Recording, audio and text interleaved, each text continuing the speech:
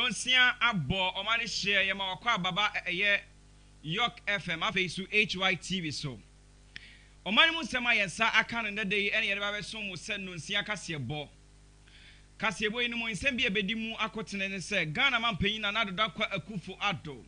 ordinary ache ye Scotland okwakọ ye dwumedie kakra bi ebeboa oman Ghana afeiso yede ani be kire eye Madina na nsem a ebobo efi ho eba ne se won MP wo ho no police for ebo modern say won sa ebeka no na wode na akọhye eye won akache ebusia Amnesty International so won ho nsem ebobo ba ye de sanche nsem yi nyina eba we som wo ewo ye Yorke FM afei so HYTV enwumre no nsia kasebo mu midin e de Okamafo Clement ye dane ye ho aba ye koba ye de asem ni mu nkyeremu nyina e de ba be som wo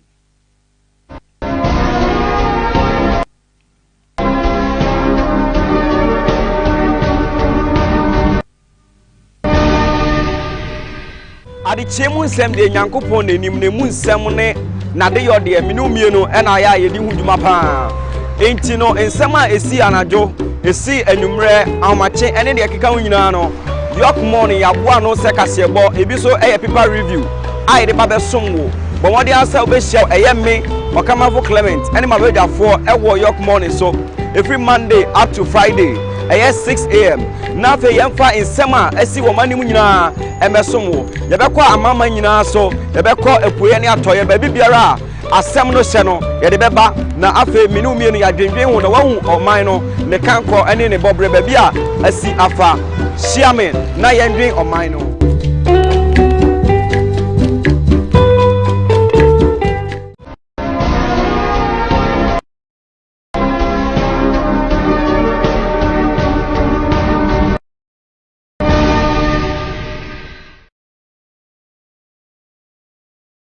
eba Yorke FM afeisu HYTV so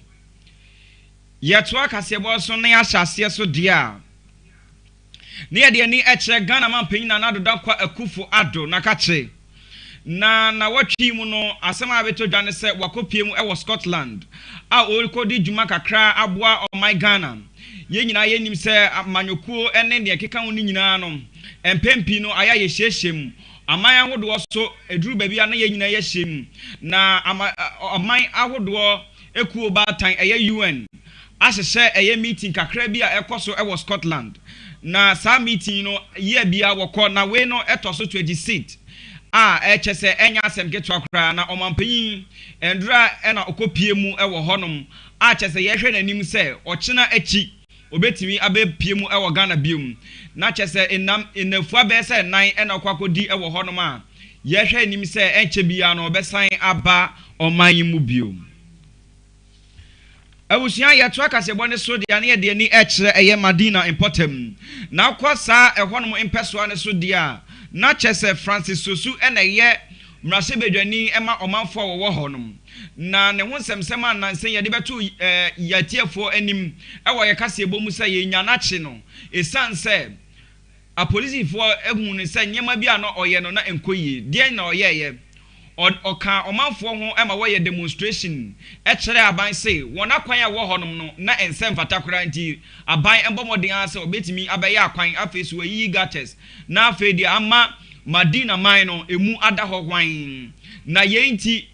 a police for ye se wo be chi no sanse na wo man ho kwan se sa demonstration no ebekoso na ehwo abobodie no akoso ama a police for nya ya wo be chi no baabi obefa bia na wotata no wo parliament na ye di na chi baabi obefa bia na endra na okopie mu ewo asori na police for yi edi na chi a na wantimi enya no nemu onabu mutaka NDC fo ni mu baako ebefa no a chese ye de ne ekoye ehun nsem de bebre na omanfo na wo ho ehun de esiye no say na wo chekere nsem ni mu. I engaged one DSP Bwachi who claimed he's the leader that has been sent from the headquarters to come and arrest the MP. So I asked him, can I see their arrest warrants before, if anything at all, we can allow them to pick him? He said they don't have any arrest warrants, and in any case, they are police officers, so they don't need any arrest warrant before they arrest him. And I said, no, you can't arrest a whole member of parliament without showing any arrest this warrant, then we allow you to arrest. There's no way we're going to agree to that decision. So based on that, he took out his ID card, indicating that yes, indeed, he's with the Ghana Police Service and he is this DSP Boachi, and that they've been authorized by the regional commander and the IGP to come for the MP. They should leave our MP alone. Exactly. If they have an issue with Honorable Sosu, they should go to the parliament. They should go to the speaker. He's going to give them a form of arrest. Exactly. He's going to give them a letter, something, anything. They should give him an invite. Sosu is not running anywhere and we are with him. If they arrest Sosu, they arrest all of us. Exactly. If they arrest us, they arrest Sosu. So they should be careful. That's all. Yeah, the information to her. Emma, Madina for almost 2 Abaman because of Oma was arrest one who said, Obet me a boy Madina. I'm a Madina fan into my pefrano. Or Pia, some of our moon, Domano Mugoha, or Pia Baha. Said the bear support to your MP no say penapase obina sha say yem bechi no and or ye bechi Madina for nyinara e de akọ ye de no kwansa wama ye de nachi because ye na ye pe no e na ye to abama no ye ho boni bia o ye say obey demonstration say ye fix roads in Madina and famano say na be ya security threat e be come from because sa kwanya e security threat e kwanya akronfo timi twa kwan no e de ya manfo bone Omanfo wo Madina ene yete won kano. Yeto akase woni so de ane de ni eche Amnesty International. Ekuo yi eyekuo bi a wopre ehwehwe omanfo yemfa hodie ene ye kanko. Na ekuo yi no enye Ghana nkwa na wo bia bebre ewo wiasim ha de na chese waje won din ewo ho pam. Nemo wonam won country director Emma Ghana hanum sei. Ede ato omanfo ene afei so imrasha bedwafo anim se wombo modin ase bill a eda wonanim eye anti LGBTQ bill no wobebo modin ase wobetwe asensan na afei wahwehwe mu ye ansa na watimi apase sa bill no ose bill yi no ekasa etia omanfo efa hodie eba no fa hodie a wobetimi ni obi enyankita hodie anase ayonkofa ene sa niema na chese bill na eba ba no ekasa tia omanfo efa hodie ti wombo modin ase wobetwe asensan.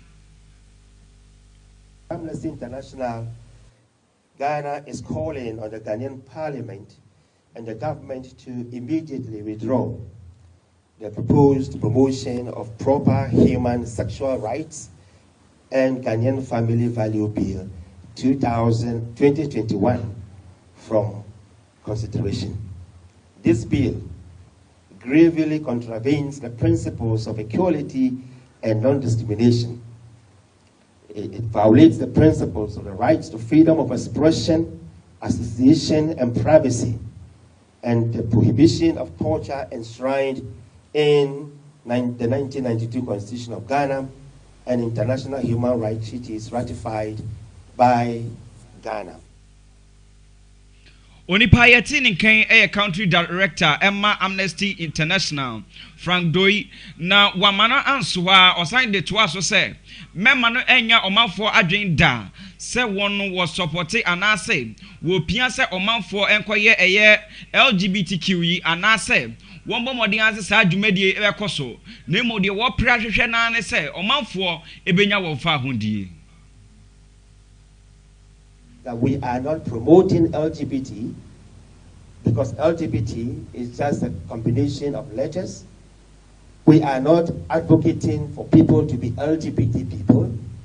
We are not encouraging people to go about describing themselves in one form or the other.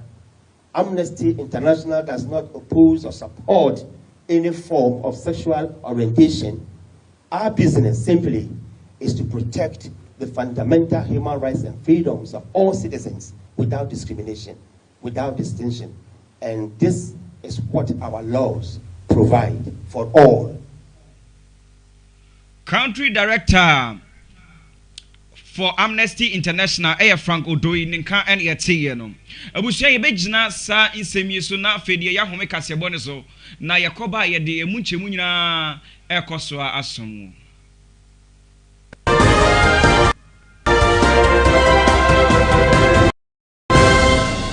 Adi chemu nsem de nyankopon nenim ne mu nsem ne na de yode minu mienu e na ya yedi huduma pa enti no nsem a esi anajo esi enumre awmache ene de keka nyina no Yorke morning yaboa no se kasebo ebi so paper review ai de ba besom wo but what they answer be show me Okamafo Clement ene ma be dafo ewo Yorke morning so every Monday up to Friday 6 a.m. na fe yemfa insema esi wo manim nyina emesom wo ye be kwa amama nyina so ye be kwa epoye ne atoye ba bibiara asem no hye no ye de beba na afe minu mienu ya dwendwen ho na wahu oman no ne kanko ene ne bobre ba bia asi afa shiamen na yendwen oman no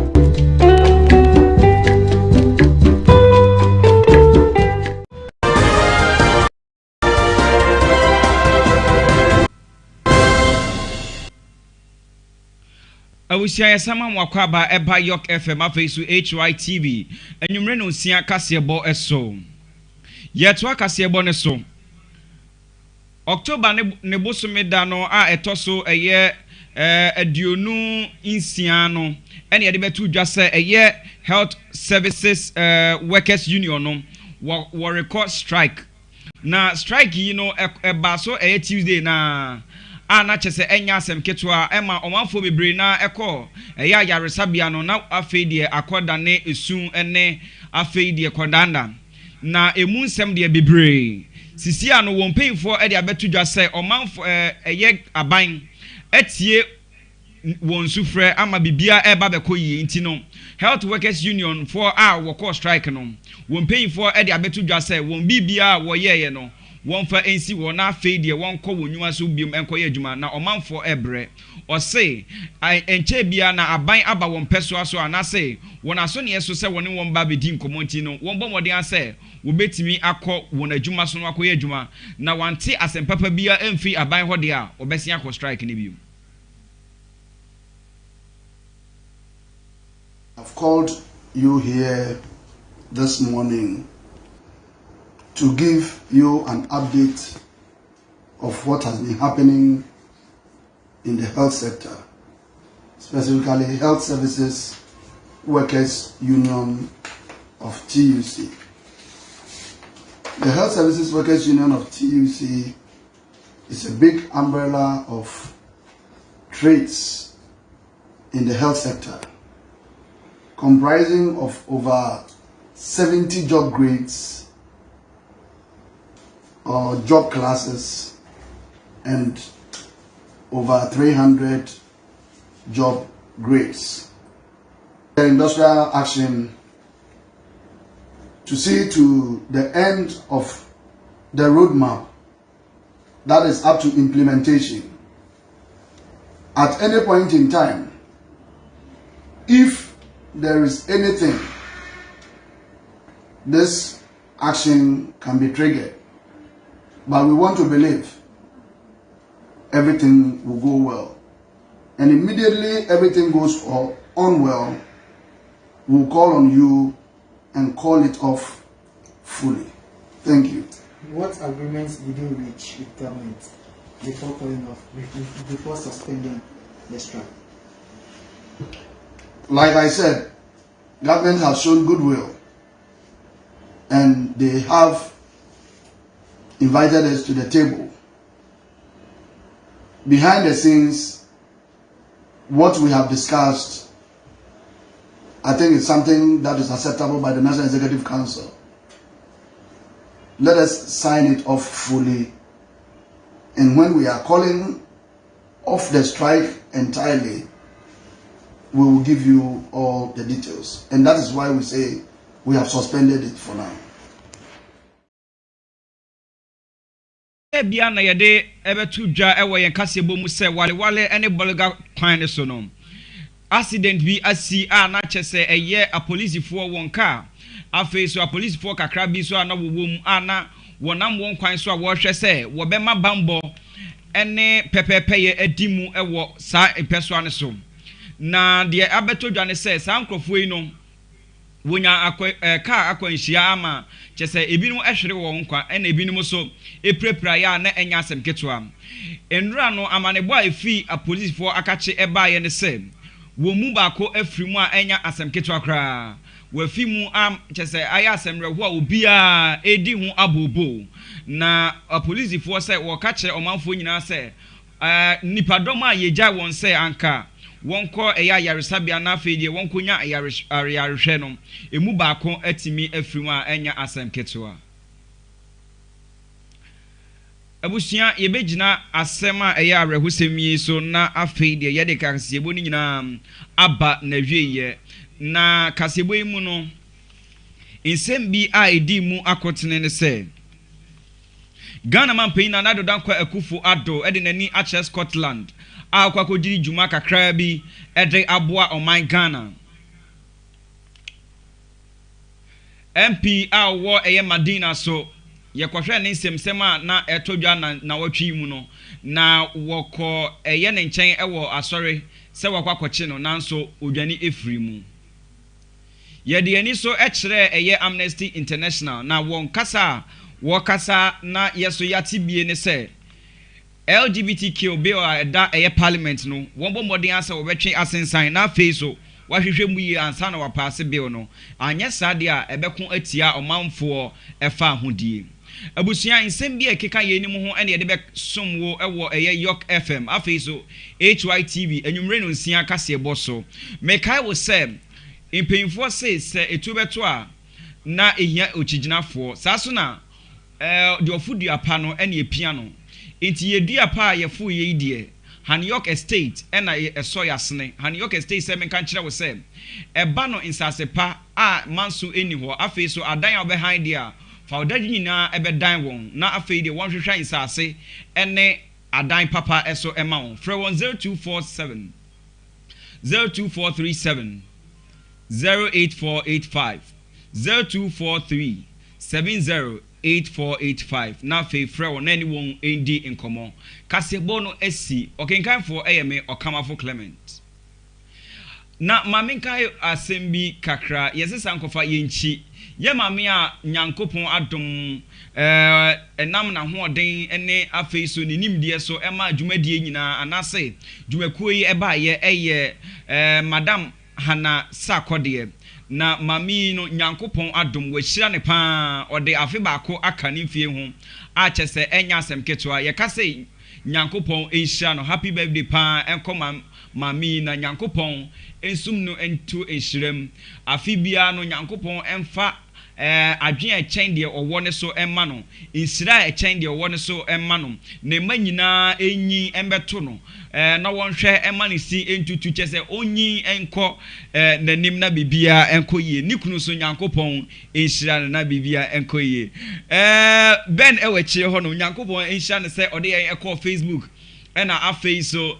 ode ekọ YouTube ebinum wachi ho no ma ye sip omosimi mbo mudin bat unim se me na me ochia me wa ha me pana mbodin tia me kana me mbodin kakra enti no Maxwell Marcus afei so Junior ena